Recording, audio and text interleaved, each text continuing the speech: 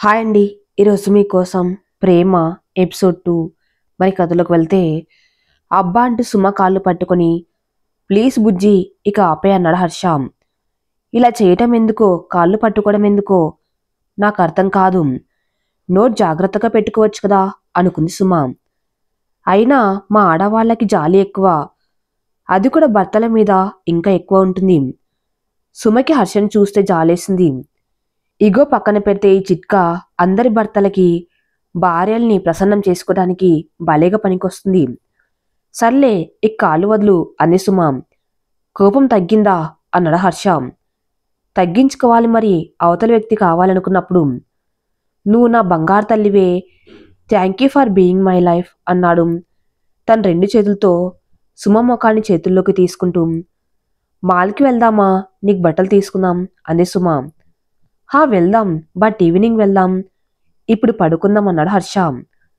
నిద్రమొహం ఎప్పుడు నిద్రే, నా దగ్గరకు వచ్చినప్పుడు ఇంకా ఎక్కువ నిద్రపోతాడు.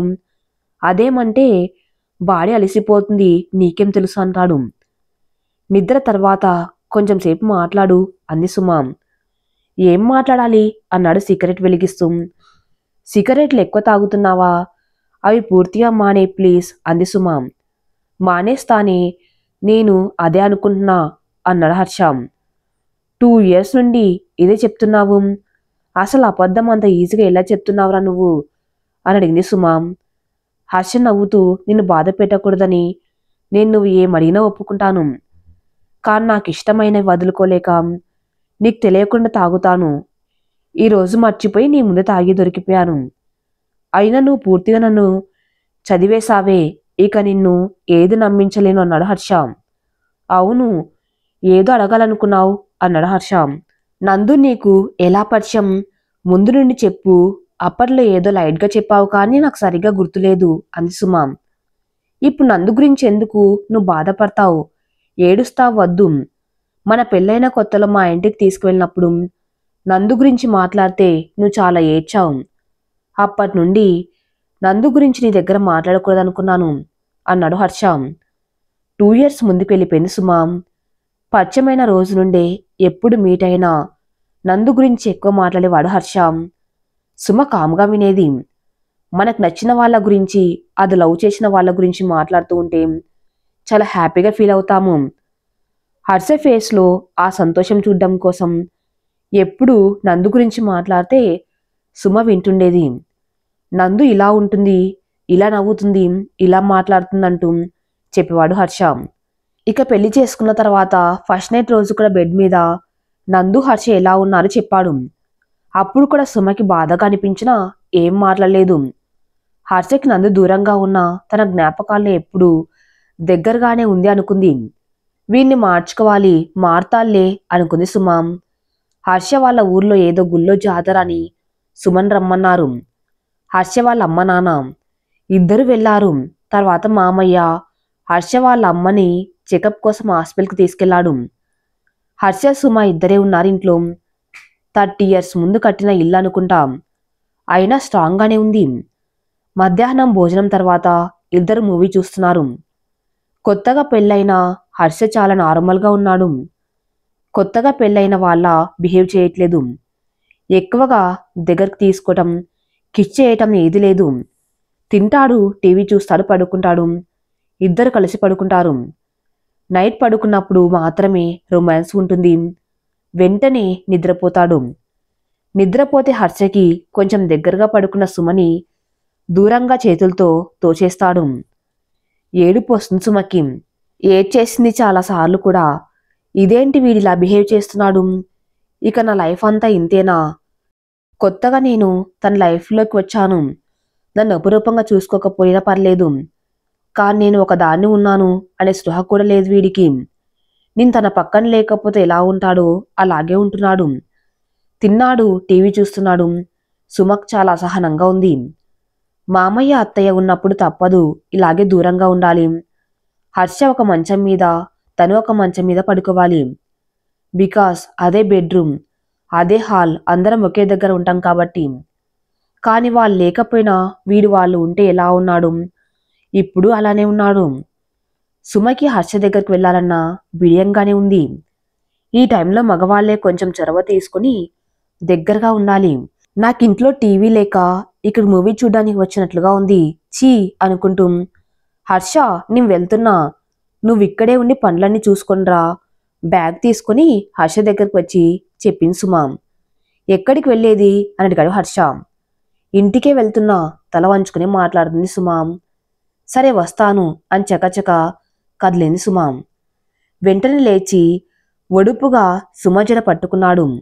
ఇంకొక అడుగు వేస్తే సుమ బయటికి వెళ్ళి ఉండేది. అబ్బా వదులు, నొప్పిగా ఉంది అంది సుమ. ఇప్పుడు ఎందుకు వెళ్తున్నావు, ఏమైంది అని అడిగాడు హర్ష. ఏం లేదులే, టీవీ అక్కడ కూడా ఉందిగా, ఇంకా పెద్ద టీవీ.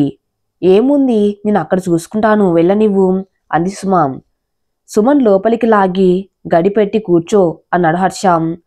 లేదు నేను వెళ్ళాలి తల వంచుకుని మాట్లాడింది. హర్ష సుమ ఎదురుగా నించొని సుమ గడ్డం కింద చెయ్యి పెట్టి ముఖం పైకెత్తి సుమ కళ్ళలోకి చూశాడు. సుమ కళ్ళల్లో నీళ్లు. సుమ వెంటనే ముఖం పక్కకు తిప్పింది. ఎందుకే ఏడుస్తున్నావు అర్థం కానట్లు ముఖం పెట్టి అడిగాడు హర్ష. ఏడ్వక ఏం చేయాలి, నేను ఒకదాన్ని పక్కన ఉన్నాను అని నీకు అస్సలు గుర్తులేదు. దగ్గరికి తీసుకోవు, కనీసం మాట్లాడవు. పెళ్ళయి నెల కూడా కాలేదు. పెళ్ళైన రోజు నుండి కూడా ఇలాగే ఉన్నావు. నేను అన్నీ నోరు తెరిచి చెప్పలేను, కొన్ని నువ్వు తెలుసుకోవాలి అంది సుమ. సారీ బుజ్జి అంటూ బ్యాగ్ తీసుకొని పక్కన పెట్టాడు హర్ష. టీవీలో సాంగ్స్ ప్లే అవుతున్నాయి. గోడ కానుకొని నించుంది సుమ. ఏంటో మనసులో ఎన్నో ఆలోచనలు. భగ్న ప్రేమికుణ్ణి పెళ్లి చేసుకోకూడదు. వాళ్ళ మనసంతా ముందు ప్రేమించిన అమ్మాయి పైనే ఉంటుంది. అయినా 5 years ముందు ఉన్న అమ్మాయిని తలుచుకుంటాడు గాని పక్కనే ఉన్న నన్ను పట్టించుకోవట్లేదు అనుకుంది సుమ.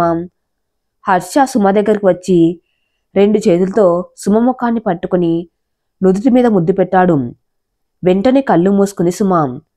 2 కళ్ళు మీద ముద్దులు పెడుతూ బుగ్గలు, తర్వాత మెడ మీద ముద్దులు పెడుతూ లిప్స్ దగ్గర కిస్ చేస్తూ బెడ్ దగ్గర తీసుకువెళ్లాడు. సుమని బెడ్పై పడుకోబెట్టి తను కూడా పక్కన పడుకున్నాడు. అంతా మోటు సరసం. నెక్స్ట్ సుమ వైపు తిరిగి కిస్ చేస్తూ కింద పెదవిని గట్టిగా కొరికాడు. పెదవి పగిలి బ్లడ్ వచ్చింది.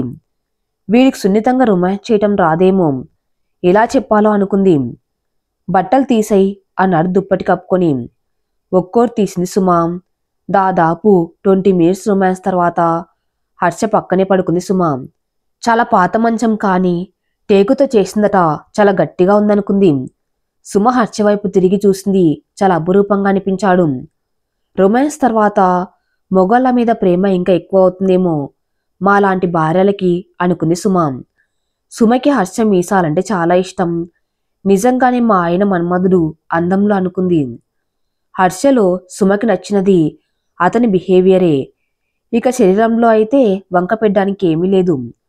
హర్ష కళ్ళు మూసుకుని నిద్రపోయేటప్పుడు సుమకి ఒక మునిలా అనిపిస్తాడు. అది కూడా విశ్వామిత్రుల్లా. ఆ హైటు, ఆ కటౌటు, అబ్బా ఎందుకులే, వదిలితే మా ఆయన్ని పొగుడుతూనే ఉంటాను. అంత పిచ్చి నాకు వీడంటే అనుకుంటూ హర్ష వైపు చూసింది సుమ. హర్ష వైపు చూస్తూ ఏదో ఆలోచించడం గమనించిన సుమ, ఏం ఆలోచిస్తున్నావు అని అడిగింది. హర్ష పైకి చూస్తూనే, ఇదే ఇల్లు, ఇదే మంచం, నా ప్లేస్లో నేను, నువ్వున్న ప్లేస్లో నందు ఇలాగే రొమాన్స్ చేసి పడుకున్నామన్నాడు. అప్పటి వరకు హర్షని ఆనుకుని పడుకొని ఉన్న సుమ వెంటనే బెడ్ కిందికి దిగి బట్టలు వేసుకోవడం స్టార్ట్ చేసింది. ఏం మాట్లాడలేదు, మౌనంగా ఉన్న కళ్ళు మాత్రం వర్షిస్తున్నాయి. ఆల్మోస్ట్ బట్టలు వేసుకోవడం అయ్యాక సుమని గమనించాడు హర్ష. అంతవరకు సార్ వేరే లోకంలో ఉన్నాడు. ఎందుకు బట్టలు వేసుకున్నావు, తీసేయి అన్నాడు హర్ష. నాకు పనుంది, నేను వెళ్ళాలి, ప్లీజ్ నన్ను ఆపకు అంది సుమ. ఏడుపుని చాలా కంట్రోల్ చేసుకోలేకపోతుంది. ఎక్కడికైనా వెళ్ళి పెద్దగా ఏడవాలని ఉంది. బ్యాగ్ తీసుకుని వెళ్ళబోయేసరికి హర్ష ఆపాడు. హర్ష ప్లీజ్ వెళ్ళనివ్వు, ఇక ఒక్క క్షణం కూడా ఇక్కడ ఉండలేను, నీతో కూడా ఉండలేను అంది సుమ. సుమ ఏంటి ఇప్పుడు ఏమైంది అన్నాడు ఏం తెలియనట్లు. సుమకి మాట్లాడాలి అనలేదు. సుమ డోర్ వైపు వెళ్ళబోయింది. అక్కడ ఒక్క క్షణం కూడా ఉండాలనిపించలేదు సుమకి. వెళ్ళనివ్వకుండా సుమ భుజాలు పట్టుకుని ఆపాడు హర్ష. వదులు, నన్ను ముట్టుకోకు, నాకు దూరంగా వెళ్ళు అంది సుమ. డోర్ వైపు వెళ్ళాలనుకుంటే మధ్యలో నిలబడి అడ్డుకున్నాడు. ఇక సుమ ఎంత ట్రై చేసినా హర్షం దాటి ముందుకు వెళ్ళలేకపోయింది. ఇక సుమ పెద్దగా ఏడవడం స్టార్ట్ చేసింది. ఇక ఆపలేదు. నిల్చున్న దగ్గరే కూలబడి పెద్దగా అరుస్తూ ఏడుస్తుంది. సుమ ఆపే, ఎందుకు ఏడుస్తున్నావు, ప్లీజ్ ఆపు అంటున్నాడు హర్ష. అసలు హర్ష మాటలు పట్టించుకోలేదు, ఏడుస్తూనే ఉంది. హర్ష సుమ పక్కన కూర్చున్నాడు. సుమ ఏడవకు అంటూ 2 చేతులతో దగ్గరకు తీసుకుపోయాడు. నన్ను తాకద్దు ప్లీజ్, ఇంతవరకు జరిగింది చాలు. నాతో ఉంటూ నా పక్కన పడుకొని ఇంకెవరినో గుర్తు చేసుకుంటున్నావు. నేను నీతో ఉంటూ వేరే వారిని గుర్తు చేసుకుంటే నీకెలా ఉంటుంది? నాకు నువ్వు వద్దు హర్ష, నన్ను వెళ్ళనివ్వు, ఇక ఎప్పుడు నువ్వు నాకు కనిపించకు అంటూ పెద్దగా ఏడుస్తూనే ఉంది సుమ. తప్పు చేశాను, నా తప్పే, ఇంకెప్పుడు దాని పేరు నీ దగ్గర తీసుకురాను అన్నాడు హర్ష. నువ్వు మాట్లాడకపోయినా మనసులో నందునే తలుచుకుంటూ ఉంటావు. నీ మనసులో నేను లేకుండా నాతో పాటు ఎలా ఉంటావు? నువ్వున్నా నేను నీతో ఉండను, నాకు అవసరం లేదు, అర్థమైందా అంది సుమ. నన్ను వెళ్ళనివ్వు పైకి లేవబోయిన సుమని ఆపాడు హర్ష. సుమ కాళ్ళు పట్టుకుని బతిమలాడసాగాడు. ప్లీజ్ సుమ, నాకు ఒక్క ఛాన్స్ ఇవ్వు. నువ్వు దూరం అయితే నాకు ఇక లైఫ్ ఏ ఉండదు. మా అమ్మ నాన్న కూడా నీ వల్ల సంతోషంగా ఉన్నారు. వాళ్ళకిక నా గురించి ఏ దిగులు లేదు. ఇప్పుడు మనం విడిపోతే వాళ్ళు బాధపడతారు. మా అమ్మ మీద ఒట్టేసి చెబుతున్నాం, మళ్ళీ ఇది జరగదు, నన్ను క్షమించు ప్లీజ్ అని అడిగాడు హర్ష. చాలాసేపు బ్రతిమలాడిన తర్వాత ఒప్పుకుంది సుమ. అప్పటి నుండి నందు గురించి సుమ దగ్గర మాట్లాడడం. ఇది సంగతి. సుమ ప్రెజెంట్లోకి వచ్చేసింది. నాకిప్పుడు ఏ బాధ లేదులే, పర్లేదు చెప్పు నీ లవ్ స్టోరీ గురించి అంది సుమ. వద్దు, నువ్వేడుస్తావు, అప్పుడు నువ్వేడ్చింది నేను ఇంకా మర్చిపోలేదు. అలా అంతగా నువ్వేడవటం అప్పుడే చూశాను అన్నాడు హర్ష. అయ్యో పర్లేదు అని చెప్తున్నా కదా, చెప్పు, నాకు వినాలని ఉంది అంది సుమ. నువ్వు బాధపడవుగా మరి అన్నాడు హర్ష డౌట్గా. బాధపడను, పైగా నువ్వు అప్పటి విషయాలు గుర్తు చేసుకున్నప్పుడు నీ ఫేస్లో చాలా సంతోషం కనిపిస్తుంది, అది చూడాలని ఉంది నాకు హర్ష వైపు ఆరాధనగా చూస్తూ అంది సుమ. బాధేం లేదు, ఆమె నీ పాస్ట్, నేను నీ ప్రజెంట్, కాబట్టి పర్లేదు చెప్పు అంది సుమ. ఏముంది, కాలేజీలో పరిచయం. నేను హోటల్ మేనేజ్మెంట్ కోర్స్ జాయిన్ అయినప్పుడు తను అదే కాలేజీలో ఎంబీఏ చేస్తుంది. దాన్ని చూసిన మొదటి రోజే చాలా నచ్చింది. చూడగానే ఒక కవిత వచ్చేసింది నాకు. అది ఫేస్బుక్లో కూడా అప్పట్లో పెట్టానన్నాడు. అవునా, ఏం కవిత, అది ఇప్పుడు గుర్తుందా అని అడిగింది సుమ. నేను రాసిన కవిత, నేను ఎలా మర్చిపోతాను అన్నాడు. కనిపించే రూపం నువ్వు, సప్తవర్ణాల సౌధం నువ్వు, నా చూపుల గమ్యం నువ్వు నువ్వా, ఇలాలోన బింబం నువ్వు, కలలోన అందం నువ్వు, కనిపించని క్షణకాలం నరకంతో సమానం, జంటగా కలిసేనా నా పేరే నీ చెంత, ఒంటిగా వదలలేక వస్తున్నా నీడల నీ వెనక. అబ్బో, మా సార్లో ఓ కవి కూడా ఉన్నాడా, పర్లేదు బాగానే చెప్పావనుకుంది సుమ. హర్ష స్టోరీ చెప్పుకుంటూ వెళ్తున్నాడు. అప్పట్లో దానికోసం దాని వెనుక బైక్పై ఎన్నిసార్లు తిరిగాను. దానికి పిచ్చి ఫాలోయింగ్ ఉండేది. చాలా మందితో గొడవలై కొంతమందిని కొట్టాను కూడా. తర్వాత ఒకరోజు చెప్పాను ప్రేమిస్తున్నాను అని. నీకు నాకు సెట్ అవ్వదురా, మనం పెళ్లి చేసుకోలేము అంది. వీలైనన్ని రోజులు నాతో ఉండు అని చెప్పాను. అది నవ్వింది. ప్రతిరోజు కాలేజ్కి వెళ్లకుండా మార్నింగే నా రూమ్కి వచ్చేసేది. తాగటం, మూవీస్ చూడడం, బయటికి వెళ్ళడం చేసేవాళ్ళం. ఒకరోజు నా రూమ్లో బట్టలు చాలా ఉతకాల్సిన ఉండటం చూసి అన్నీ ఉతికి అలసిపోయి మంచం పైన పడుకుంది. నాకెందుకు అప్పుడు తనకి ముద్దులు పెట్టాలనిపించింది. లిప్కి చేశాను. ఇక ఇద్దరం నెక్స్ట్ హగ్ చేసుకోవడం, తర్వాత అనుకోకుండా రొమాన్స్ కూడా చేశాం. ఆ రోజు రాత్రి వరకు నా రూమ్లోనే ఉంది. అప్పుడు కూడా నన్ను వదలలేక వెళ్ళింది. నాకు వదలాలి అనిపించలేదు. వాళ్ళ ఇంటి దగ్గర బైక్పై డ్రాప్ చేసి వచ్చాను. తర్వాత కాల్ చేసి ఒకటే ఏడుపు, నన్ను మొత్తం నువ్వు చూసేశావని. సరే మనం పెళ్లి చేసుకుందాం అని చెప్పాను. ఆ రోజు ఎన్నిసార్లు కాల్ చేసి ఏడ్చిందో. ఇక ఎప్పటికీ నా రూమ్కి రాదేమో అనుకున్నాను. కానీ తర్వాత రోజు చాలా తొందరగా వచ్చేసింది. రాగానే లోపల గడియ పెట్టి మళ్ళీ చేద్దామా అని అడిగింది. ఇక అప్పటి నుండి ఇద్దరం వైఫ్ హస్బెండ్ లాగానే ఉన్నాం. దాదాపు 4 ఇయర్స్ మధ్యలో ప్రెగ్నెన్సీ వస్తే తీపించాను. మా అమ్మయ్య డాక్టర్ ఆ హాస్పిటల్కి తీసుకువెళ్ళి నా కాబోయే భార్య అని చెప్పాను. తర్వాత నుండి రొమాన్స్ ఆపేశారా అడిగింది సుమ. లేదు, తను ఐపిల్ వాడేది అని చెప్పాడు. వాళ్ళమ్మ కోసం అమెరికా వాడిని చేసుకుంది. పెళ్లికి నేను వెళ్ళాను. అన్ని పనులు చేశాను, కానీ తాళి కట్టే ముందు వచ్చేశాను. అప్పటికే మనసంతా భారంగా అయిపోయింది. తర్వాత రోజు జాబ్కి వెళ్ళి ఆ మేనేజర్ ఏదో అంటే వాణ్ణి కొట్టాను. జాబ్ పోయింది. 2-3 నెలలు ఎలా ఉన్నానో కూడా నాకే తెలియదు. రూమ్కి వెళ్ళేవాణ్ణి కాదు, ఎక్కడెక్కడో హైదరాబాద్ అంతా తిరిగాను. ఒకరోజు నేను బస్టాండ్లో మా సార్ కనిపిస్తే వాళ్ళ ఇంటికి తీసుకువెళ్ళి అన్నం పెట్టి బ్రెయిన్ వాష్ చేసి తెలిసిన 5 స్టార్ హోటల్లో రిఫర్ చేసి జాబ్ ఇప్పించాడు. ఇద్దరం మొగుడి పెళ్ళాంలాగానే ఉన్నాం కదా, అందుకే ఇక నాకు పెళ్లి చేసుకోవాలనిపించలేదు. తనతో బెడ్ షేర్ చేసుకున్న నేను ఆ ప్లేస్లో ఇంకో అమ్మాయిని ఊహించుకోలేను అనిపించింది. అసలు నేను తన్ని మర్చిపోలేదు. నంది ఎప్పుడు నాతోనే ఉన్నట్లు అనిపిస్తుంది. తన జ్ఞాపకాలతో లైఫ్ లీడ్ చేయటం మొదలుపెట్టాను. 5 ఇయర్స్ ఒంటరిగానే ఉన్నాం. తాగటం, పబ్లు, క్లబ్లు, ఇదే నా లైఫ్. లాక్డౌన్, జాబ్ పోవటం, అమ్మ హెల్త్ పాడవటం, మనీ ప్రాబ్లమ్స్. అప్పుడు నువ్వు నా లైఫ్లోకి వచ్చావు. తర్వాతంతా నీకు తెలుసు. దాని పెళ్ళయ్యాక కూడా చాలాసార్లు అనిపించేది, వాళ్ళ గొడవ అయి అది వస్తే బాగుండు, నేను చూసుకుంటాను అనుకునేవాణ్ణి. అలా ఎన్నిసార్లు అనుకున్నాను అని చెప్పేటప్పుడు సుమ హర్ష ఎక్స్ప్రెషన్స్ గమనిస్తుంది. ఇప్పుడు దానికి ఒక కొడుకు. ఇప్పుడు వచ్చినా పర్లేదు, నేను బాగా చూసుకుంటాను, ఏ కష్టం లేకుండా దాన్ని చూసుకుంటానంటూ ఏదో గుర్తు వచ్చినట్లు సుమ వైపు చూశాడు. సుమ 2 చేతులు కట్టుకుని ఏడుపుని పంటి బిగువున అదిం పట్టిన కళ్ళలో నుండి నీళ్లు ట్యాప్ నుండి వచ్చే వాటర్లా కారుతున్నాయి. ఈ లోకంలోకి వచ్చిన వాళ్ళ సుమ అంటూ దగ్గరికి వెళ్లేలోపు సుమ తూలిపడిపోయింది. సుమ, సుమ, ఏమైంది సుమ? 2 చేతుల్లో సుమ భుజం పట్టుకుని కుదుపుతూ లేపడానికి ట్రై చేస్తున్నాడు హర్ష. హర్షకి కంగారుగా ఉంది. సుమ ఎప్పుడు ఇలా పడిపోవటం తను చూడలేదు. అసలు ఏమైందో అర్థం కావట్లేదు. వాటర్ తీసుకువచ్చి ఫేస్ మీద ఎక్కువగా చల్లాడు. సుమ అంటూ బుగ్గల మీద 2 చేతులతో కొట్టాడు. హా అంటూ మెల్లగా కళ్ళు తెరిచింది సుమ. ఏమైంది సుమ అడిగాడు హర్ష. తెలియదు, నిర్లప్తంగా సమాధానం చెప్పింది సుమ. సుమని బెడ్పై పడుకోబెట్టాడు.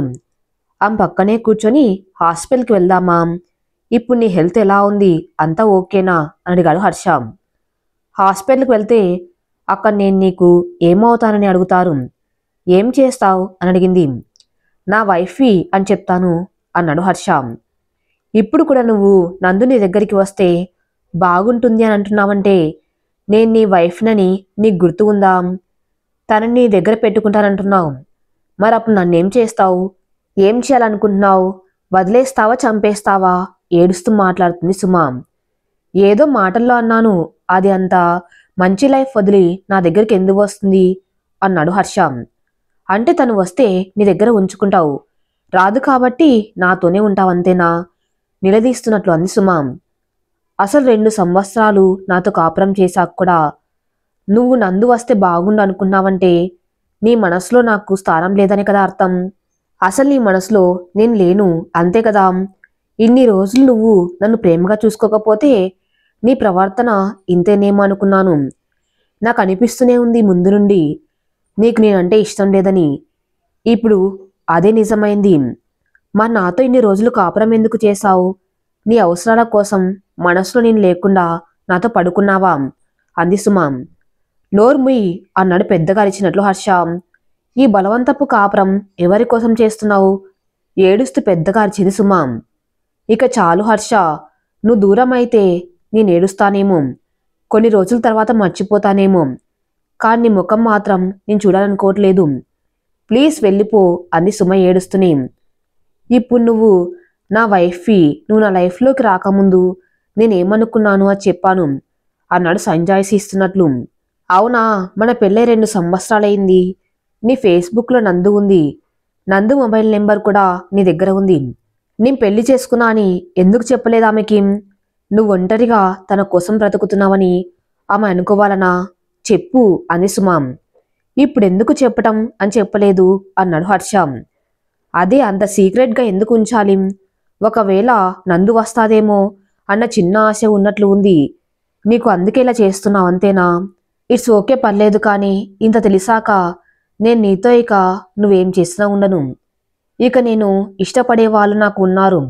వాళ్ళలో ఒకరిని పెళ్లి చేసుకుని హ్యాపీగా ఉంటాను. నీ లైఫ్ నువ్వు చూసుకో అంది సుమ. నెక్స్ట్ మినిట్లో సుమ కళ్ళ ముందు మెరుపు కనిపించింది. చెంప మీద గట్టిగా కొట్టాడు హర్ష. వెంటనే చెయ్యి చెంపకి తాకి చూసుకుంది. చెంప వాసింది. వేలిముద్రలు పడ్డాయి చెంప మీద. ఎందుకు కొట్టావు? అసలు నువ్వెవరు నన్ను కొడ్డానికి అంది సుమ. నేనెవరా? నాతో పడుకునేటప్పుడు తెలియదా నేనెవరో అన్నాడు హర్ష.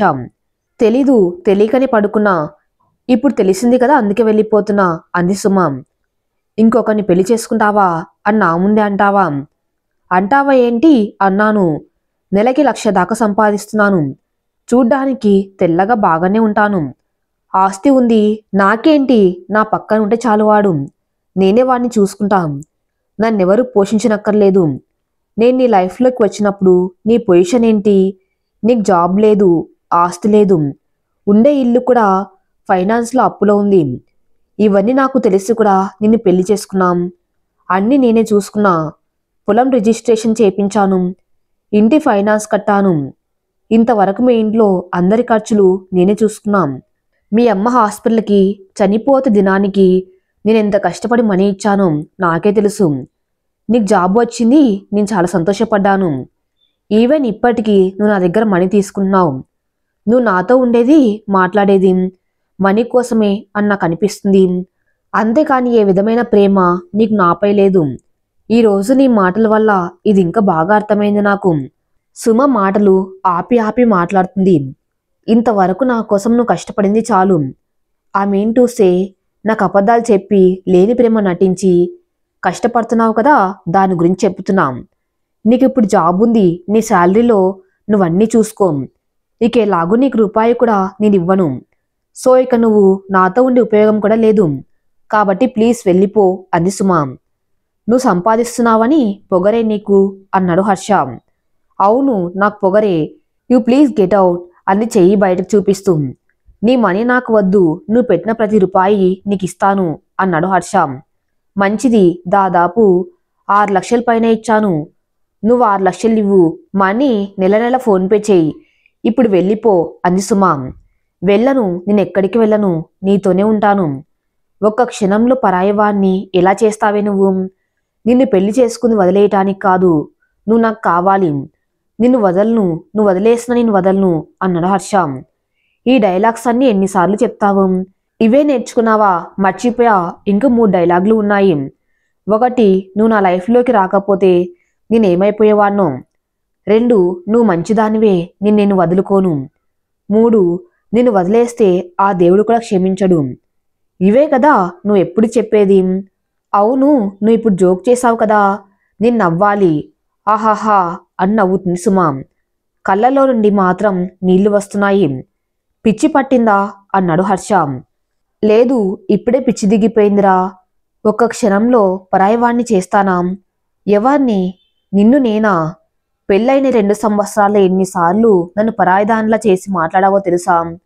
నువ్వు ఈ మాటలు అంటూ ఉంటే నవ్వొస్తుంది. సర్లే, నాకు నీ మీద ఇప్పుడు ఏ కోపం లేదు. కోపం వచ్చింది, అరిచాను, తిట్టాను, అయిపోయింది. మనమిక ఫ్రెండ్లీగానే విడిపోదాం. సరేనా? నాకు తలనొప్పిగా ఉంది. I want some rest, please go అని వెళ్ళి ఫేస్ వాష్ చేసుకుని బెడ్రూమ్లోకి వచ్చి బెడ్పై పడుకుంది సుమ. కొంచెం సేపటికి మెయిన్ డోర్ లాక్ చేయలేదని గుర్తు వచ్చి లేచింది సుమ. ఎదురుగా హర్ష నించని ఉన్నాడు. హా, నువ్వు ఇంక వెళ్ళలేదా అసహనంగా అంది సుమ. ఏం కావాలి నీకు అంది సుమ. నువ్వే కావాలి అన్నాడు హర్ష. అంటూ వెళ్ళి మెయిన్ డోర్ లాక్ చేసి వచ్చి బెడ్పై పడుకుంది. అసలు హర్షను పట్టించుకున్నట్లు పడుకుంది సుమ. నిద్ర రాకపోయినా నిద్రపోవడానికి ట్రై చేస్తుంది. నిద్రపోయినట్లు నటిస్తూ ఉంది సుమ. అసలు ఎందుకు ఇంత బాధేస్తుంది నాకు? వీడితో మాట్లాడకపోతే ఏంటి? 2 ఇయర్స్ ముందు వీడు నాకు తెలుసా? అప్పుడంత నేను హ్యాపీగా ఉండలేదా? ఏమిటో అసలు ఎవరైనా సరే ఒకరి మీద డిపెండ్ అవ్వాలనుకోకూడదు. ఒకరి మీద ఎక్స్పెక్టేషన్స్ పెట్టుకోకూడదు. ఎక్కువ ప్రేమ కూడా పెంచుకోకూడదు నాలాగా అనుకుంది సుమ. అలా తెలియకుండానే నిద్రలోకి జారుకుంది సుమ. సుమకి మెలకు వచ్చింది. ఇల్లంతా చీకటిగా ఉంది. లేచి లైట్ వేద్దామని కాళ్ళు కింద పెట్టింది. అప్పుడు అర్థమైంది హర్ష ఇక్కడే పడుకుని ఉన్నాడు అని. లేచి లైట్ వేసింది. హర్షను లేపింది. చూడు హర్ష, నా గురించి నీకు బాగా తెలియదు. నాకు ఒకరు కావాలనుకుంటే ఎంత దూరమైనా వెళ్తాను. వద్దు అనుకుంటే అసలు వాళ్ళ వైపు కూడా చూడను. కాబట్టి ఈరోజు మార్నింగ్ వరకు నువ్వు కావాలనుకున్నా కాబట్టి అన్నీ చేశాను. బట్ ఇప్పుడు వేరు. ఇన్ని రోజులు మన మధ్య జరిగిన గొడవలు నీ మర్చిపోవటం వేరు. ఈరోజు జరిగింది నీ మర్చిపోలేను. ఇక నుంచి నిన్ను ఎప్పుడు చూసినా నాకు ఈ రోజు నువ్వు మాట్లాడిన మాటలు గుర్తుకొస్తాయి. ఇక మన మధ్య రిలేషన్ నార్మల్ అవ్వదు. కాబట్టి నువ్వు మీ నాన్న దగ్గరకు వెళ్ళు, అటు నుండి ఢిల్లీకి వెళ్ళు. ఇక్కడ ఉండి నువ్వు ఇబ్బంది పడుతూ నన్ను ఇబ్బంది పెట్టడం ఎందుకు అంది. హాల్లోకి వెళ్ళి టీవీలో the last man of the earth series చూస్తుంది. ఇంట్రెస్టింగ్గా అనిపించింది సుమకి. వైరస్ వల్ల అందరు చనిపోయి ఒక్కరే బతికితే ఆ లైఫ్ గురించి చాలా బాగుంటుంది స్టోరీ. మానవుడు సంఘజీవి, ఒక్కడే బతకలేడు అనుకుంది సుమ. వర్ష వాటర్ బాటిల్ తీసుకుని హాల్లోకి వచ్చాడు. స్టోరీ బాగుంది కదా అన్నాడు. మీ నందుని అడుగు, నాతో మాట్లాడకు అంది సుమ. సరే, నాకు మూడు వచ్చింది, బెడ్రూమ్కి రా. మూడు వస్తే నందుని పిలువు అనకు, అది వేరేవాడి భార్య. నోరు జారి ఏదో వాగాను, తప్పే. నాకు ఒకటి చెప్పు, ఈ 2 సంవత్సరాల్లో మనకెప్పుడు గొడవ అయినా నువ్వెప్పుడైనా మాట్లాడావా? ఎప్పుడు నేనే మాట్లాడతాను. నేనే నిన్ను దగ్గర తీసుకుంటాను. ఎప్పుడు తప్పు నీదే ఉంటుంది, అందుకే నువ్వే సారీ చెప్తావు సమర్థించుకుంటూ అంది సుమ. ఇదే ఈ పొగరు తగ్గించమనేది. ముందు చెప్పేది విను. నీకు సారీ చెప్పేది ఎందుకో తెలుసా? నీకు దూరంగా ఉండలేక, నీకు దూరం అయిపోతానేమో అని భయం. నీకు ఇగో ఉంది, నువ్వు తగ్గి నాతో మాట్లాడవు. నీ మగాన్ని అయినా భర్తనైనా నేనే సర్దుకపోతున్నా.